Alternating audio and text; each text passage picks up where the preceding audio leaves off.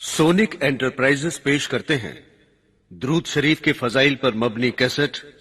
दुरूद शरीफ एक अहम इबादत। मेरे दीनी भाइयों और बहनों,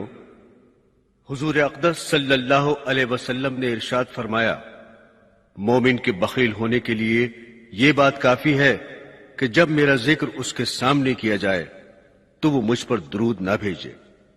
यानी एक मुसलमान के बखील होने की इंतहा है कि उसके सामने नबी करीम सरवर दो आलम सल्लल्लाहु अलैहि वसल्लम का इसमें गिरामी आए और वो आप पर दुरूद ना भेजे, क्योंकि इस कायनात में एक मोमिन का सबसे बड़ा मोहसिन नबी करीम सल्लल्लाहु अलैहि वसल्लम के सिवा कोई नहीं हो सकता। आप सल्लल्लाहु अलैहि वसल्लम के जितने एहसानात इस उम्मत पर हैं और खास तौर से उन लोगों पर जिन्हें अल्लाह ताला ने ईमान की दौलत से नवाजा, उतने किसी के भी एहसानात नहीं हैं। खुद हुजूर अक़दस सल्लल्लाहु अलैहि वसल्लम का यह हाल था कि अपनी उम्मत की फिक्र में दिन रात घुलते रहते थे। एक सहाबी हुजूर अक़दस सल्लल्लाहु अलैहि वसल्लम की इस हालत को बयान फरमाते हुए कहते हैं कि जब भी आपको देखता हूं तो ऐसा मालूम होता है आप किसी फिक्र में हैं और कोई गम आप पर तारी है। उलमा फरमाते हैं कि यह फिक्र और गम कोई इस बात का नहीं था कि आपको तिजारत में नुकसान हो रहा था और मालो दौलत में कमी आ रही थी, या दुनिया के और दूसरे मालो असबाब में किल्लत आ रही थी, बल्कि यह फिक्र और गम उम्मत के लिए था कि मेरी उम्मत किसी तरीके से जहन्नम के अजाब से बच जाए और अल्लाह ताला की रजा उसको हासिल हो जाए। एक हदीस में हुजूर अक़दस सल्लल्लाहु अलैहि वसल्लम फरमाते हैं कि मेरी मिसाल और तुम्हारी मिसाल ऐसी है जैसे एक शख्स ने आग रोशन की, अब परवाने आकर उस आग में गिरने लगे। ये शख्स उन परवानों को आग से दूर हटाने लगा ताकि वो आग में जलकर खत्म न हो जाएं। इसी तरह मैं तुम्हारी कमर पकड़ पकड़ कर तुमको आग से रोक रहा हूं और तुम मेरे हाथ से निकले जा रहे हो और इस आग में गिरे जा रहे हो। बहरहाल हुजूर अक़दस सल्लल्लाहु अलैहि वसल्लम की सारी जिंदगी इस फिक्र में गुजरी कि ये उम्मत किसी तरह जहन्नम के अजाब से बच जाए। तो क्या एक उम्मती इतना भी नहीं करेगा कि जब सरकारे दो आलम सल्लल्लाहु अलैहि वसल्लम का नामे नामी आए तो कम से कम आप पर एक मर्तबा दुरूद भेज दे, जबकि दुरूद भेजने से हुजूर अक़दस सल्लल्लाहु अलैहि वसल्लम को जो फायदा होता है वो तो होगा, खुद दुरूद भेजने वाले को इसका फायदा पहुंचता है। अल्लाह ताला ने कुरान करीम में दुरूद भेजने के बारे में अजीब अंदाज से बयान फरमाया, बेशक अल्लाह ताला और उसके फरिश्ते नबी पाक सल्लल्लाहु अलैहि वसल्लम पर दुरूद भेजते हैं। ए ईमान वालो, तुम भी हुजूर सल्लल्लाहु अलैहि वसल्लम पर दुरूद और सलाम भेजो। देखिए बिरादरान इस्लाम, इब्तिदा में यह नहीं फरमाया कि तुम दुरूद भेजो, बल्कि यह फरमाया कि अल्लाह और उसके फरिश्ते दुरूद भेजते हैं। इससे दो बातों की तरफ इशारा फरमा दिया। एक ये कि हुजूर अक़दस सल्लल्लाहु अलैहि वसल्लम को तुम्हारे दुरूद की जरूरत नहीं, इसलिए कि उन पर पहले ही से अल्लाह ताला दुरूद भेज रहे हैं और अल्लाह के फरिश्ते दुरूद भेज रहे हैं। उनको तुम्हारे दुरूद की क्या जरूरत है। लेकिन अगर तुम अपनी भलाई और खैर चाहते हो तो तुम भी नबी करीम सल्लल्लाहु अलैहि वसल्लम पर दुरूद भेजो। दूसरे इस बात की तरफ इशारा फरमाया कि ये दुरूद शरीफ भेजने का जो अमल है, इस अमल की शान ही निराली है, इसलिए कि कोई अमल भी ऐसा नहीं है जिसके करने में अल्लाह ताला भी बंदों के साथ शरीक हो। मसलन नमाज है, बंदा पढ़ता है, अल्लाह ताला नमाज नहीं पढ़ते। रोजा बंदा रखता है, अल्लाह ताला रोजा नहीं रखते। ज़कात या हज वगैरह जितनी इबादतें हैं, इनमें से कोई अमल ऐसा नहीं है जिसमें बंदे के साथ अल्लाह ताला भी शरीक हो। लेकिन दुरूद शरीफ ऐसा अमल है जिसके बारे में अल्लाह ताला ने फरमाया कि ये अमल मैं पहले से कर रहा हूं, अगर तुम भी करोगे तो तुम भी हमारे साथ اس عمل میں شریک ہو جاؤ گے۔ اللہ اکبر! کیا ٹھکانہ ہے اس عمل کا کہ بندے کے ساتھ اللہ تعالیٰ بھی اس عمل میں شریک ہو رہے ہیں۔ البتہ اللہ تعالیٰ کے درود بھیجنے کا مطلب اور ہے اور بندے کے درود بھیجنے کا مطلب اور ہے۔ اللہ تعالیٰ کے درود بھیجنے کا مطلب یہ ہے کہ اللہ تعالیٰ براہ راست ان پر اپنی رحمتیں نازل فرما رہے ہیں، اور بندے کے درود بھیجنے کا مطلب یہ ہے کہ وہ بندہ اللہ تعالیٰ سے دعا کر رہا ہے کہ یا اللہ آپ محمد صلی اللہ علیہ وسلم پر درود بھیجیے۔ چنانچہ حدیث شریف میں آتا ہے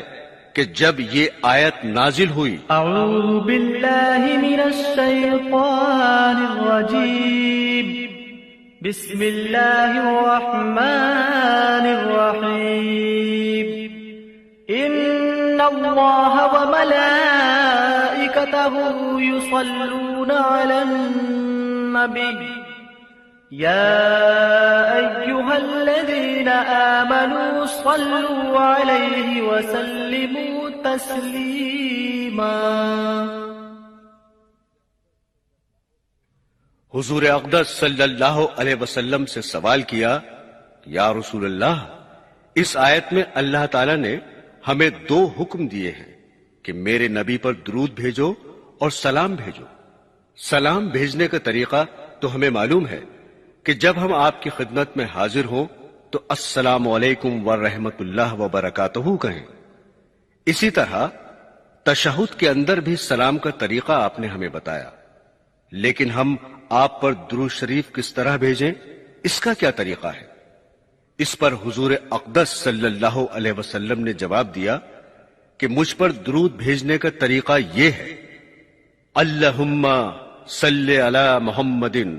وعلی آل محمد کما صلیت علی ابراہیم وعلی آل ابراہیم انک حمید مجید۔ اس کے معنی یہ ہے کہ اے اللہ، آپ محمد صلی اللہ علیہ وسلم پر درود بھیجیے۔ اس سے اس بات کی طرف اشارہ کر دیا کہ جب بندہ درود بھیجے تو یہ سمجھے کہ میری کیا حقیقت اور حیثیت ہے کہ میں حضور اقدس صلی اللہ علیہ وسلم پر درود بھیجوں۔ میں حضور اقدس صلی اللہ علیہ وسلم کے اوصاف اور کمالات کا احاطہ کہاں کر سکتا ہوں؟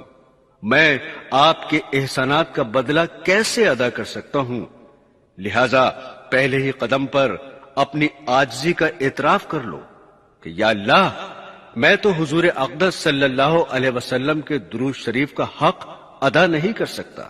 اے اللہ، آپ ہی ان پر درود بھیج دیجئے۔ عزیزان گرامی، غالب اگرچہ آزاد شاعر تھے، لیکن بعض شعر ایسے کہے ہیں کہ ہو سکتا ہے کہ اسی پر اللہ تعالیٰ ان کی مغفرت فرما دے۔ ایک شعر انہوں نے بہت اچھا کہا ہے، جس کا مطلب ہے، غالب، ہم نے حضور اقدس صلی اللہ علیہ وسلم کی تعریف کا معاملہ تو اللہ تعالیٰ ہی پر چھوڑ دیا ہے،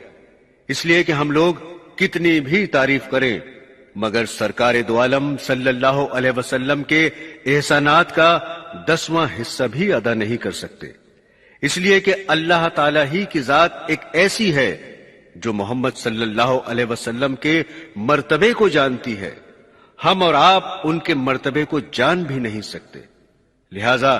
درود شریف کے ذریعے یہ بتا دیا کہ تم اس بات کا اعتراف کرو کہ میں نہ تو حضور اقدس صلی اللہ علیہ وسلم کے اوصاف کو پہچان سکتا ہوں، نہ ان کے احسانات کا حق ادا کر سکتا ہوں،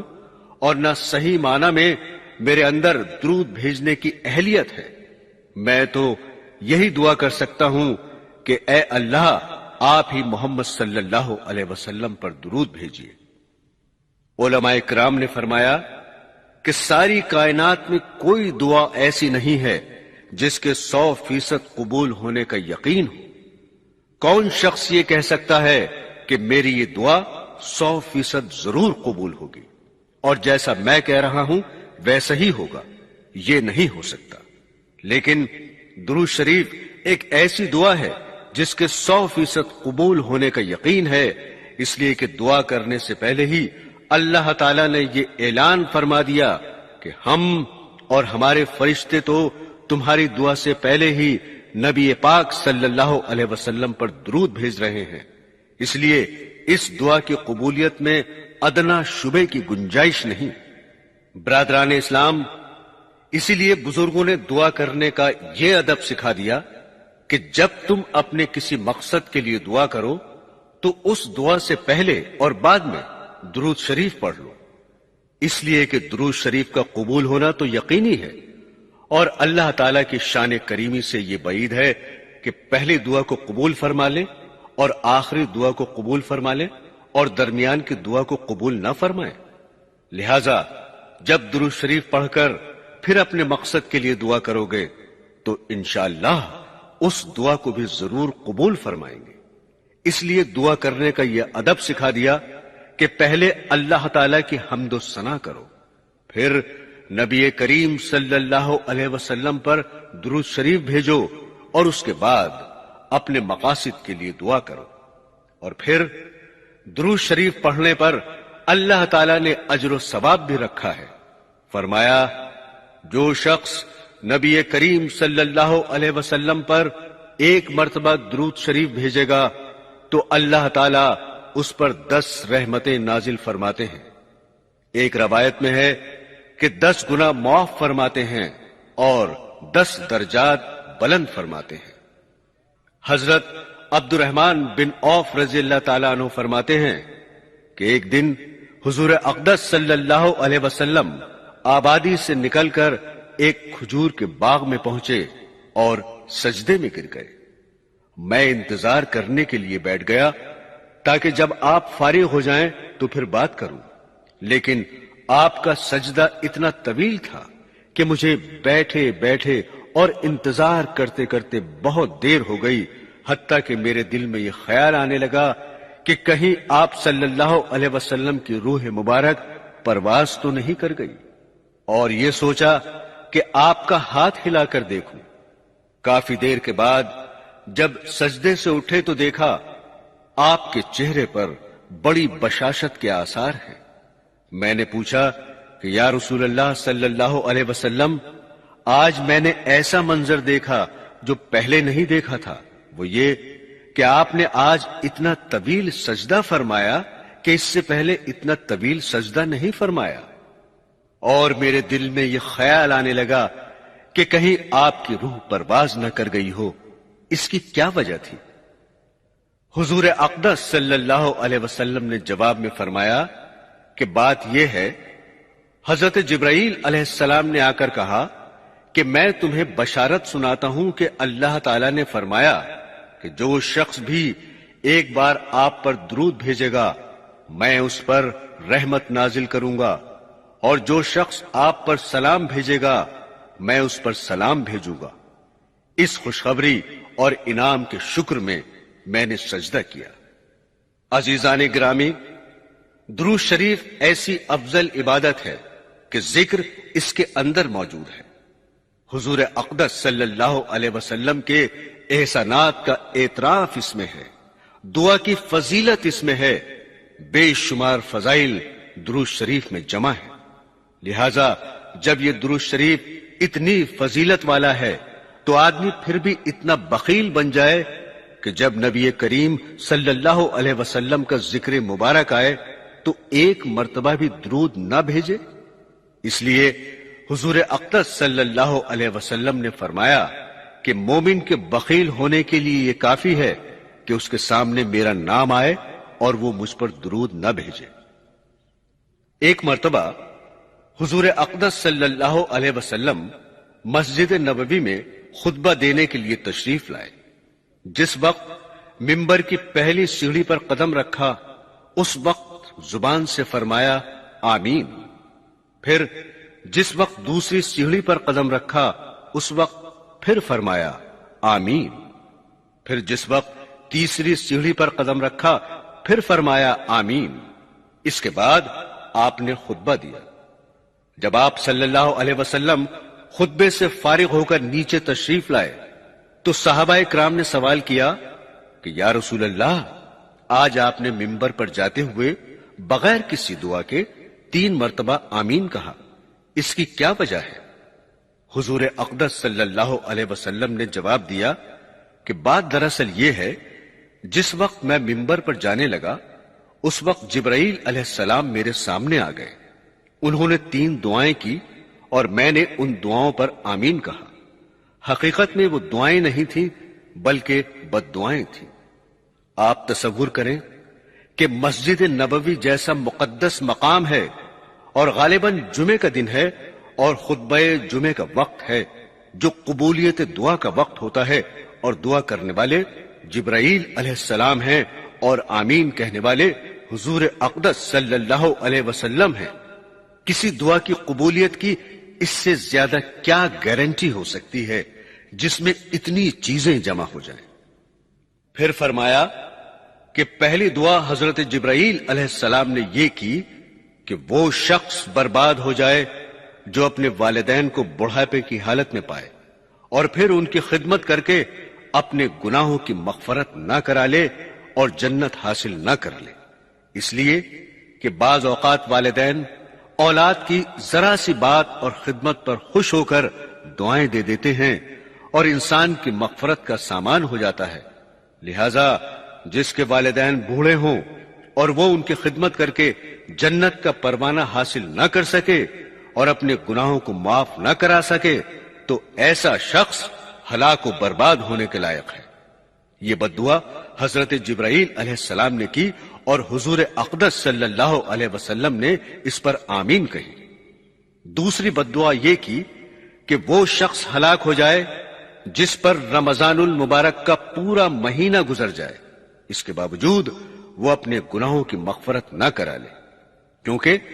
رمضان المبارک میں اللہ تعالی کی رحمت مغفرت کے بہانے ڈھونڈتی ہے۔ تیسری بد دعا یہ تھی کہ وہ شخص ہلاک و برباد ہو جائے جس کے سامنے میرا نام لیا جائے اور وہ مجھ پر درود نہ بھیجے۔ درود شریف نہ پڑھنے پر اتنی سخت وعید ہے، لہذا جب بھی حضور اقدس صلی اللہ علیہ وسلم کا نام نامی آئے تو آپ پر درود شریف پڑھنا چاہیے۔ برادران اسلام، اصل درود شریف تو درود ابراہیمی ہے جو ابھی پڑھ کر سنایا گیا، جس کو نماز کے اندر بھی پڑھتے ہیں۔ اگرچہ درود شریف کے اور بھی الفاظ ہیں، لیکن تمام علماء کا اس پر اتفاق ہے کہ افضل درود شریف درود ابراہیمی ہے، کیونکہ حضور اقدس صلی اللہ علیہ وسلم نے براہ راست صحابہ اکرام کو یہ درود سکھایا کہ اس طرح مجھ پر درود بھیجا کرو۔ البتہ جب بھی حضور اقدس صلی اللہ علیہ وسلم کا اسم مبارک آئے تو ہر مرتبہ چونکہ درود ابراہیمی کا پڑھنا مشکل ہوتا ہے، اس لیے درود شریف کا آسان اور مختصر جملہ یہ تجویز کر دیا کہ صلی اللہ علیہ وسلم۔ اس کے معنی یہ ہیں کہ اللہ تعالیٰ ان پر درود بھیجے اور سلام بھیجے۔ اس میں درود بھی ہو گیا، سلام بھی ہو گیا۔ لہذا اگر حضور اقدس صلی اللہ علیہ وسلم کا اسم گرامی سنتے وقت صرف صلی اللہ علیہ وسلم کہہ لیا جائے یا لکھتے وقت صرف صلی اللہ علیہ وسلم لکھ دیا جائے تو درود شریف کی فضیلت حاصل ہو جاتی ہے، لیکن بہت سے حضرات کو یہ بھی طویل لگتا ہے۔ معلوم نہیں حضور اقدس صلی اللہ علیہ وسلم کا اسم گرامی لکھنے کے بعد صلی اللہ علیہ وسلم لکھنے میں ان کو گھبراہٹ ہوتی ہے یا وقت زیادہ لگتا ہے یا روشنائی زیادہ خرچ ہوتی ہے، چنانچہ صلی اللہ علیہ وسلم لکھنے کے بجائے سلام لکھ دیتے ہیں یا بعض لوگ صرف سواد لکھ دیتے ہیں۔ دنیا کے دوسرے سارے کاموں میں اختصار کی فکر نہیں ہوتی، سارا اختصار حضور اقدس صلی اللہ علیہ وسلم کے نام کے ساتھ درود شریف لکھنے میں آتا ہے۔ یہ کتنی بڑی محرومی اور کنجوسی کی بات ہے۔ ارے پورا صلی اللہ علیہ وسلم لکھنے میں کیا بگڑ جائے گا؟ حالانکہ حدیث شریف میں ہے کہ اگر زبان سے ایک مرتبہ درود شریف پڑھو تو اس پر اللہ تعالی 10 رحمتیں نازل فرماتے ہیں، 10 نیکیاں اس کے نامہ اعمال میں لکھتے ہیں اور 10 گناہ معاف فرماتے ہیں۔ اور اگر تحریر میں صلی اللہ علیہ وسلم کوئی شخص لکھے تو حدیث شریف میں آتا ہے کہ جب تک وہ تحریر باقی رہے گی اس وقت تک ملائکہ مسلسل اس پر درود بھیجتے رہیں گے۔ اس سے معلوم ہوا کہ تحریر میں صلی اللہ علیہ وسلم لکھا تو اب جو شخص بھی اس تحریر کو پڑھے گا اس کا ثواب لکھنے والے کو بھی ملے گا، لہذا لکھنے کے وقت مختصراً سواد یا سلام لکھنا یہ بڑی بخیلی، کنجوسی اور محرومی کی بات ہے، اس لیے کبھی ایسا نہیں کرنا چاہیے۔ عزیزان گرامی، علم حدیث کے فضائل اور سیرت طیبہ کے فضائل کے بیان میں علماء کرام نے ایک بات یہ بھی لکھی ہے کہ اس علم کے پڑھنے والے اور پڑھانے والے کو بار بار درود شریف پڑھنے کی توفیق ہوتی ہے، کیونکہ جب بھی حضور اقدس صلی اللہ علیہ وسلم کا ذکر مبارک آئے گا وہ شخص صلی اللہ علیہ وسلم کہے گا، اس لیے اس کو زیادہ سے زیادہ درود بھیجنے کی توفیق ہو جاتی ہے۔ چنانچہ فرمایا گیا کہ محدثین عظام جو علم حدیث کے ساتھ اشتغال رکھتے ہیں وہ اللہ تعالی کے سب سے زیادہ مقرب بندے ہیں، اس لیے کہ یہ درود شریف زیادہ بھیجتے ہیں۔ یہ درود شریف اتنی فضیلت کی چیز ہے۔ اللہ تعالی ہم سب کو اس میں اشتغال کی توفیق عطا فرمائے اور اس کی قدر کرنے کی توفیق عطا فرمائے، آمین۔ محترم بزرگوں اور عزیزوں، حضرت عامر بن ربیعہ رضی اللہ تعالیٰ عنہ فرماتے ہیں کہ میں نے حضور اقدس صلی اللہ علیہ وسلم سے سنا کہ جو شخص مجھ پر درود بھیجتا ہے تو جب تک وہ درود بھیجتا رہتا ہے ملائکہ اس کے لیے رحمت کی دعا کرتے رہتے ہیں، اور جس کا دل چاہے ملائکہ کی دعائے رحمت اپنے لیے کم کر لے یا زیادہ کر لے۔ حضرت ابو طلحہ رضی اللہ تعالیٰ عنہ فرماتے ہیں کہ ایک دن حضور اقدس صلی اللہ علیہ وسلم اس طرح تشریف لائے کہ آپ کے چہرے پر بشاشت اور خوشی کے آثار تھے، اور آ کر فرمایا کہ میرے پاس حضرت جبرائیل علیہ السلام تشریف لائے اور انہوں نے آ کر فرمایا کہ اے محمد صلی اللہ علیہ وسلم، اللہ تعالیٰ فرما رہے ہیں کہ کیا آپ کے راضی ہونے کے لیے یہ بات کافی نہیں ہے کہ آپ کی امت میں سے جو بندہ بھی آپ پر درود بھیجے گا تو میں اس پر 10 رحمتیں نازل کروں گا، اور جو بندہ آپ پر سلام بھیجے گا تو میں اس پر 10 مرتبہ سلامتی نازل کروں گا۔ حضرت عبداللہ بن مسعود رضی اللہ تعالیٰ عنہ فرماتے ہیں کہ حضور اقدس صلی اللہ علیہ وسلم نے ارشاد فرمایا کہ اللہ تعالیٰ کے بہت سے فرشتے ایسے ہیں جو زمین میں گھومتے پھرتے ہیں، اور جو کوئی بندہ مجھ پر سلام بھیجتا ہے وہ فرشتے اس سلام کو مجھ تک پہنچا دیتے ہیں۔ ایک اور حدیث میں ہے کہ جب کوئی بندہ حضور اقدس صلی اللہ علیہ وسلم پر درود بھیجتا ہے تو وہ درود حضور اقدس صلی اللہ علیہ وسلم کے پاس نام لے کر پہنچایا جاتا ہے کہ آپ کی امت میں سے فلاں بن فلاں نے آپ کی خدمت میں درود شریف کا یہ تحفہ بھیجا ہے۔ انسان کی اس سے بڑی کیا سعادت ہوگی کہ نبی کریم صلی اللہ علیہ وسلم کی انجمن میں اس کا نام پہنچ جائے۔ ایک حدیث شریف میں حضور اقدس صلی اللہ علیہ وسلم نے فرمایا کہ جب میرا کوئی امتی دور سے میرے اوپر درود بھیجتا ہے تو اس وقت فرشتوں کے ذریعے وہ درود مجھ تک پہنچایا جاتا ہے، اور جب کوئی امتی میری قبر پر آ کر درود بھیجتا ہے اس وقت میں خود اس کے درود و سلام کو سنتا ہوں۔ اللہ تعالیٰ نے حضور اقدس صلی اللہ علیہ وسلم کو قبر میں ایک خاص قسم کی حیات عطا فرمائی ہوئی ہے، اس لیے وہ سلام آپ خود سنتے ہیں۔ عزیزان گرامی، جب آدمی کو کوئی دکھ اور پریشانی ہو یا کوئی بیماری ہو یا کوئی ضرورت اور حاجت ہو تو اللہ تعالیٰ سے دعا تو کرنی ہی چاہیے کہ یا اللہ میری اس حاجت کو پورا فرما دیجئے، میری اس پریشانی اور بیماری کو دور فرما دیجئے۔ لیکن ایک طریقہ یہ ہے کہ اس کی برکت سے اللہ تعالیٰ اس کی حاجت کو ضرور ہی پورا فرما دیں گے، اور وہ یہ ہے کہ کوئی پریشانی ہو اس وقت درود شریف کثرت سے پڑھیں، درود شریف کی برکت سے اللہ تعالیٰ اس پریشانی کو دور فرما دیں گے۔ دلیل اس کی یہ ہے کہ سیرت طیبہ میں یہ بات لکھی ہوئی ہے کہ جب کوئی شخص حضور اقدس صلی اللہ علیہ وسلم کی خدمت میں کوئی ہدیہ لاتا تو آپ اس بات کی کوشش فرماتے کہ اس کے جواب میں اس سے بہتر تحفہ اس کی خدمت میں پیش کروں۔ یہ درود شریف بھی حضور اقدس صلی اللہ علیہ وسلم کی خدمت میں ہدیہ ہے، اور چونکہ ساری زندگی میں آپ کا یہ معمول تھا کہ جواب میں اس سے بڑھ کر ہدیہ دیتے تھے، تو آج جب ملائکہ درود شریف آپ کی خدمت میں پہنچائیں گے کہ آپ کے فلاں امتی نے آپ کی خدمت میں درود شریف کا یہ تحفہ بھیجا ہے، تو غالب گمان یہ ہے کہ حضور اقدس صلی اللہ علیہ وسلم اس ہدیے کا بھی جواب دیں گے۔ وہ جوابی ہدیہ یہ ہوگا کہ وہ اللہ تعالیٰ سے دعا کریں گے کہ جس طرح اس بندے نے مجھے ہدیہ بھیجا، اے اللہ اس بندے کی حاجتیں بھی آپ پوری فرما دیں اور اس کی پریشانیاں دور فرما دیں۔ اب اس وقت ہم لوگ حضور اقدس صلی اللہ علیہ وسلم کی خدمت میں جا کر یہ نہیں کہہ سکتے کہ آپ ہمارے حق میں دعا فرما دیجئے۔ دعا کی درخواست کرنے کا تو کوئی راستہ نہیں ہے۔ ہاں، ایک راستہ ہے، اور وہ یہ کہ ہم درود شریف کثرت سے بھیجیں۔ جواب میں حضور اقدس صلی اللہ علیہ وسلم ہمارے حق میں دعا فرمائیں گے۔ لہذا درود شریف پڑھنے کا یہ عظیم فائدہ ہمیں حاصل کرنا چاہیے۔ اسی وجہ سے بہت سے بزرگوں سے منقول ہے کہ وہ بیماری اور دکھ کی حالت میں درود شریف کی کثرت کیا کرتے تھے۔ اس لیے دن بھر میں کم از کم 100 مرتبہ درود شریف پڑھ لیا کریں۔ اگر پورا درود ابراہیمی پڑھنے کی توفیق ہو جائے تو بہت اچھا ہے، ورنہ مختصر درود شریف پڑھ لیں، لیکن 100 مرتبہ ضرور پڑھ لیں۔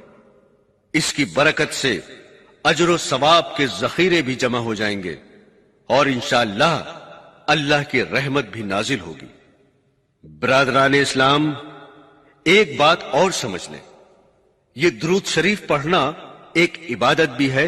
اور ایک دعا بھی ہے جو اللہ تعالی کے حکم پر کی جا رہی ہے۔ اس لیے درود شریف کے لیے وہی الفاظ اختیار کرنے چاہیے جو اللہ نے اور اللہ کے رسول صلی اللہ علیہ وسلم نے بتائے ہیں، اور علماء کرام نے اس پر مستقل کتابیں لکھ دی ہیں کہ حضور اقدس صلی اللہ علیہ وسلم سے کون سے درود ثابت اور منقول ہیں۔ میرے دینی بہنوں اور بھائیوں، تمام علماء امت کا اس بات پر اتفاق ہے کہ ہر شخص کے ذمے زندگی میں کم از کم ایک مرتبہ درود شریف پڑھنا فرض عین ہے، اور بالکل اسی طرح فرض ہے جیسے نماز، روزہ، زکوٰۃ اور حج فرض ہے۔ عزیزان گرامی، واجب اور فرض میں عملی اعتبار سے کوئی خاص فرق نہیں ہوتا، اس لیے کہ واجب پر بھی عمل کرنا ضروری ہے، فرض پر بھی عمل کرنا ضروری ہے۔ فرض کو چھوڑنے والا بھی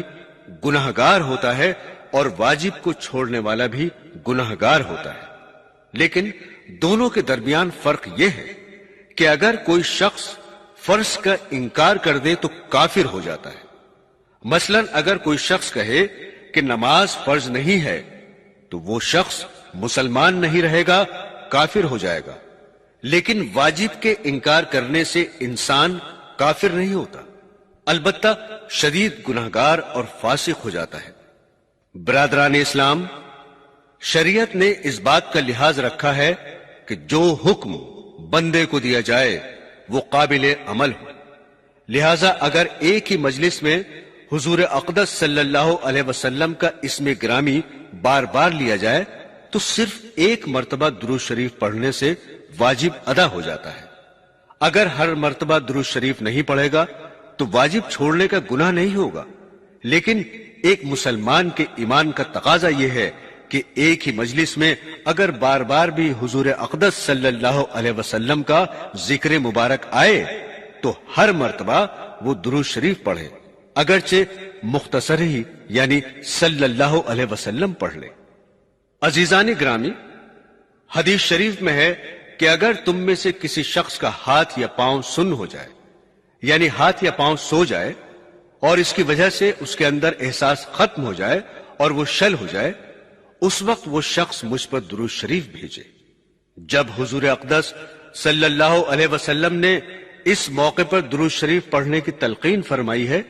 تو اس سے یہ ظاہر ہوتا ہے کہ درود شریف پڑھنا اس بیماری کا علاج بھی ہے اور اللہ تعالی کی رحمت سے امید یہ ہے کہ درود شریف پڑھنے سے سن ہو جانے کا اثر ختم ہو جائے گا۔ میں کہتا ہوں کہ یہ اس بیماری کا علاج ہو یا نہ ہو، لیکن ایک مومن کو حضور اقدس صلی اللہ علیہ وسلم پر درود بھیجنے اور درود شریف کی فضیلت حاصل کرنے کا ایک موقع ملا ہے، لہذا اس موقع کو غنیمت سمجھ کر ایک مسلمان کو اس وقت درود شریف ضرور پڑھنا چاہیے۔ اسی طرح حضور اقدس صلی اللہ علیہ وسلم نے فرمایا کہ جب آدمی کوئی اہم بات کرنا شروع کرے یا اہم بات لکھے تو اس سے پہلے اللہ تعالیٰ کی حمد و ثنا کرے اور پھر حضور اقدس صلی اللہ علیہ وسلم پر درود بھیجے، اس کے بعد اپنی بات کہے یا لکھے۔ عزیزان گرامی، علماء کرام نے فرمایا کہ جب آدمی کو غصہ آ رہا ہو اور اندیشہ یہ ہو کہ غصے کے اندر کہیں آپے سے باہر ہو کر کوئی کام شریعت کے خلاف نہ ہو جائے یا کہیں زیادتی نہ ہو جائے، کسی کو برا بھلا نہ کہہ دے یا کہیں غصے کے اندر مار پیٹ تک نوبت نہ پہنچ جائے، اس وقت غصے کی حالت میں درود شریف پڑھ لینا چاہیے۔ درود شریف پڑھنے سے انشاءاللہ غصہ ٹھنڈا ہو جائے گا، وہ غصہ قابو سے باہر نہیں ہوگا۔ اسی طرح علماء نے فرمایا کہ جب آدمی سونے کے لیے بستر پر لیٹے اس وقت وہ پہلے متعلقہ دعائیں پڑھے، اس کے بعد درود شریف پڑھتے پڑھتے سو جائے تاکہ انسان کی بیداری کا آخری کلام درود شریف ہو جائے۔ عزیزان گرامی، یہ ایسی باتیں ہیں جن پر عمل کرنے میں کوئی محنت اور مشقت نہیں اور کوئی وقت بھی خرچ نہیں ہوتا، اس لیے کہ تم سونے کے لیے لیٹے ہو، کوئی اور کام تو نہیں کر سکتے، اس لیے درود شریف پڑھتے رہو یہاں تک کہ نیند آ جائے تاکہ تمہارے اعمال کا خاتمہ بخیر ہو جائے۔ اس کو بھی اپنا معمول بنا لینے کی ضرورت ہے۔ بعض بزرگوں نے فرمایا کہ کم از کم صبح و شام 300 مرتبہ درود شریف پڑھنا چاہیے، اور درود شریف پڑھنے پر آخرت میں جو نیکیاں اور جو اجر و ثواب ملنا ہے وہ تو ملے گا ہی، لیکن دنیا میں اس کا فائدہ یہ ہے کہ جو شخص جتنی کثرت سے درود شریف پڑھے گا اتنا ہی حضور اقدس صلی اللہ علیہ وسلم کی محبت میں اضافہ ہوگا، اور جتنی حضور اقدس صلی اللہ علیہ وسلم کی محبت بڑھے گی اتنے ہی انسان پر صلاح و فلاح کے راستے کھلتے جائیں گے۔ حدیث شریف میں ہے کہ ایک صحابی نے پوچھا، یا رسول اللہ قیامت کب آئے گی؟ آپ نے پوچھا تم نے اس کی کیا تیاری کی ہے؟ صحابی نے فرمایا کہ یا رسول اللہ میں نے بہت زیادہ نفلی نمازیں یا نفلی روزے تو نہیں رکھے، لیکن میں اللہ اور اللہ کے رسول سے محبت رکھتا ہوں۔ حضور اقدس صلی اللہ علیہ وسلم نے جواب میں فرمایا، انسان آخرت میں اسی کے ساتھ ہوگا جس کے ساتھ اس نے دنیا میں محبت کی، لہذا جو شخص حضور اقدس صلی اللہ علیہ وسلم سے محبت رکھتا ہوگا آخرت میں اللہ تعالیٰ اس کو حضور اقدس صلی اللہ علیہ وسلم کی معیت بھی عطا فرمائیں گے۔ لہذا درود شریف پڑھنے کا دنیاوی فائدہ یہ ہے کہ حضور اکرم صلی اللہ علیہ وسلم کی محبت میں اضافہ ہو جائے گا۔ ویسے تو الحمدللہ ہر مومن کے دل میں حضور اقدس صلی اللہ علیہ وسلم کی محبت ہے، کوئی مومن ایسا نہیں ہوگا جس کے دل میں حضور صلی اللہ علیہ وسلم کی محبت نہ ہو، لیکن محبت میں بھی فرق ہوتا ہے، لہذا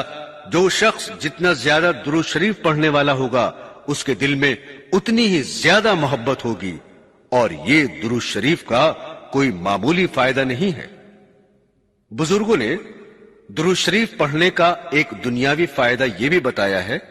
کہ جو شخص کثرت سے درود شریف پڑھے گا اللہ تعالیٰ اس کو حضور اقدس صلی اللہ علیہ وسلم کا دیدار بھی نصیب فرمائیں گے۔ علامہ جلال الدین سیوطی رحمت اللہ علیہ جو بڑے درجے کے علماء کرام میں سے ہیں، ان کے حالات میں لکھا ہے کہ اللہ تعالیٰ نے ان کو یہ دولت عطا فرمائی کہ 35 مرتبہ سرکار دو عالم صلی اللہ علیہ وسلم کی جاگتے میں اور بیداری کی حالت میں زیارت ہوئی، اور بیداری کی حالت میں حضور اقدس صلی اللہ علیہ وسلم کی زیارت کشف کی ایک قسم ہے، کسی نے علامہ جلال الدین رحمت اللہ علیہ سے پوچھا کہ حضرت، ہم نے سنا ہے آپ نے 35 مرتبہ بیداری کی حالت میں حضور اقدس صلی اللہ علیہ وسلم کی زیارت کی ہے، ہمیں بھی بتائیے کہ وہ کیا عمل ہے جس کی بدولت اللہ تعالیٰ نے آپ کو اس دولت سے سرفراز فرمایا۔ جواب میں انہوں نے فرمایا کہ میں تو کوئی خاص عمل نہیں کرتا، البتہ اللہ تعالیٰ کا مجھ پر یہ خاص فضل رہا ہے کہ میں ساری عمر درود شریف بہت کثرت سے پڑھتا رہا ہوں۔ چلتے پھرتے اٹھتے بیٹھتے سوتے جاگتے میری یہ کوشش ہوتی ہے کہ حضور اقدس صلی اللہ علیہ وسلم پر درود شریف پڑھتا رہوں۔ شاید اسی عمل کی بدولت اللہ تعالیٰ نے مجھے یہ دولت عطا فرمائی ہو۔ عزیزان گرامی، حقیقت یہ ہے کہ اصل چیز نبی کریم صلی اللہ علیہ وسلم کی سنت کی اتباع ہے۔ اگر یہ حاصل ہے تو پھر انشاءاللہ نبی کریم صلی اللہ علیہ وسلم کا قرب بھی حاصل ہے۔ خدا نہ کرے اگر یہ چیز حاصل نہیں تو آدمی چاہے کتنا ہی قریب پہنچ جائے، روضہ اقدس کی جالیاں تو کیا بلکہ حجرہ اقدس کے اندر بھی چلا جائے، تب بھی حضور اقدس صلی اللہ علیہ وسلم کا قرب حاصل نہیں ہو سکتا۔ اللہ تعالیٰ اپنی رحمت سے اتباع سنت کی دولت عطا فرمائے، آمین۔ برادران اسلام، ویسے تو درود شریف کی کثرت افضل ترین عمل ہے، لیکن ہر کام اللہ اور اللہ کے رسول صلی اللہ علیہ وسلم کو اسی وقت تک پسندیدہ ہے جب تک ان کے بتائے ہوئے طریقے کے مطابق ہو۔ لیکن اگر کسی کام کے اندر اپنی طرف سے کوئی طریقہ ایجاد کر لیا اور اس کے مطابق کام شروع کر دیا تو اس سے اللہ اور اللہ کے رسول صلی اللہ علیہ وسلم کو کوئی خوشی حاصل نہیں ہوگی۔ چنانچہ درود شریف کے بارے میں آج کل بہت سے ایسے طریقے چل پڑے ہیں جو اپنی طرف سے گھڑے ہوئے ہیں، اللہ اور اللہ کے رسول کے بتائے ہوئے طریقے نہیں ہیں۔ اس صورت میں انسان یہ سمجھتا ہے کہ میں اچھا کام کر رہا ہوں اور حضور اقدس صلی اللہ علیہ وسلم کے ساتھ محبت کا اظہار کر رہا ہوں، لیکن چونکہ وہ طریقے اللہ اور اللہ کے رسول صلی اللہ علیہ وسلم کے بتائے ہوئے طریقے کے مطابق نہیں ہیں،